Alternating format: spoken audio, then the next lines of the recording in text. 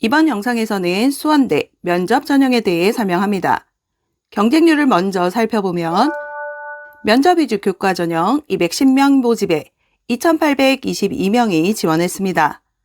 작년 12대 1보다는 경쟁률이 소폭 상승했습니다.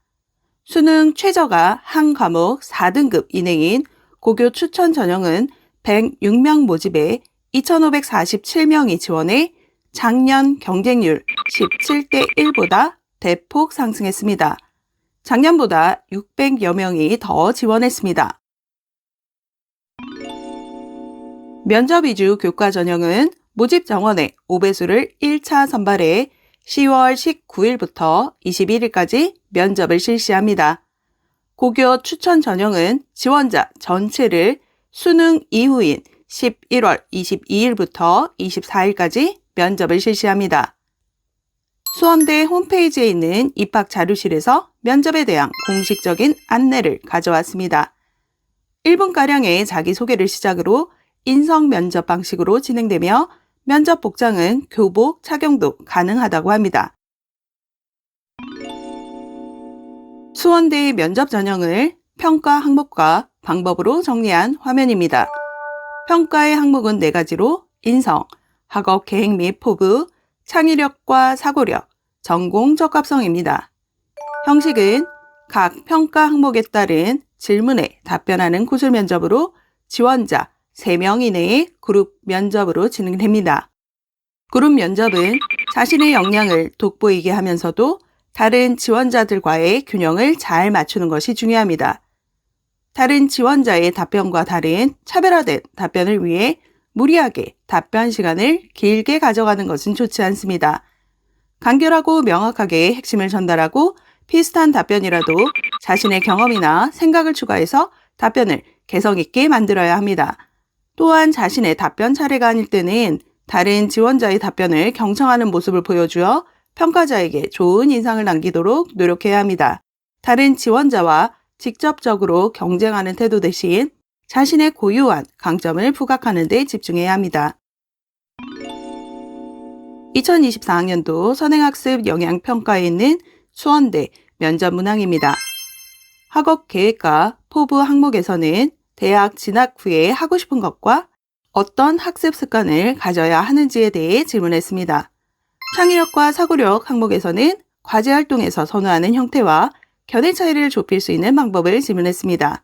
전공 적합성 항목에서는 기술과 사회의 변화가 전공에 미치는 영향과 전공 관련 정보를 어디서 찾는지에 대해 질문했습니다. 수원대에서는 질문 문항을 공식적으로 공개하지 않는다고 하지만 2020학년부터 같은 평가 항목으로 면접이 진행되었기 때문에 선행학습 영양 평가 등에서 충분히 찾아서 참고할 수 있습니다. 창의력과 사고력 영역에서의 문항만 언급하자면 2023학년도에서는 코로나로 인한 우리 사회의 긍정적인 영향과 부정적인 영향, 그리고 세대 차이를 언제 느껴봤는지 세대 차이를 좁히기 위한 방법을 질문했습니다. 2022학년도에는 정보를 수집하는 노하우와 스마트폰 사용 시간이 늘어나는 것에 대한 긍정적인 측면과 부정적인 측면을 질문했습니다. 화면의 질문에 대해 자신의 답변을 1분 정도로 한번 정리해 보세요. 평소 이런 질문에 대해 생각을 해본 적이 없다면 답변이 매우 단순하고 평이할 수밖에 없어 다른 지원자와의 차별점을 부각시킬 수 없습니다. 자기소개를 가지고 답변을 구상하는 법을 이야기해 보겠습니다. 면접에서의 일부는 충분히 자신의 역량을 보여줄 수 있는 시간입니다. 인사는 반드시 해야 합니다. 의외로 면접에 가서 인사를 하지 않는 경우가 많아서 인사를 하는 학생과 면접 태도 면에서 상대적으로 비교가 됩니다. 자기소개의 첫 번째는 자신의 희망진로, 꿈 등을 이야기하는 것입니다. 그리고 자신의 장점과 역량을 강조하고 그것을 뒷받침할 수 있는 고등학교에서의 활동을 덧붙입니다. 그 다음 지원 동기, 진학 후의 학업 계획 등을 설명하면서 마무리합니다. 답변을 라이트하게 구성해서 자기소개 예시를 만들었습니다.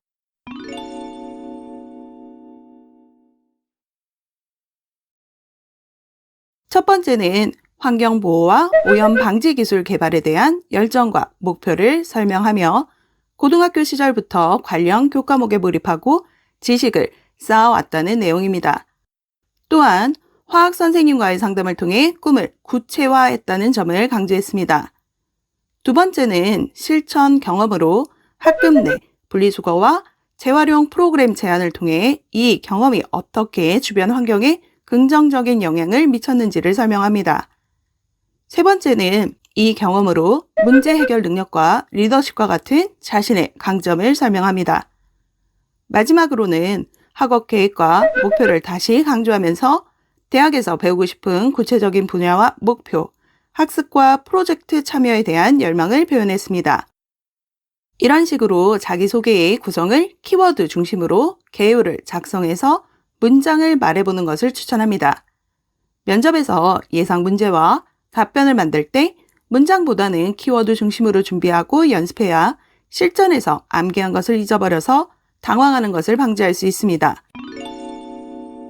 마지막은 면접 평가에서 내가 통제할 수 없는 영역에 대한 마음가짐입니다. 수원대는 그룹 면접을 진행하는데 다른 사람의 답변을 들으면서 자신감을 잃어갈 수도 있습니다.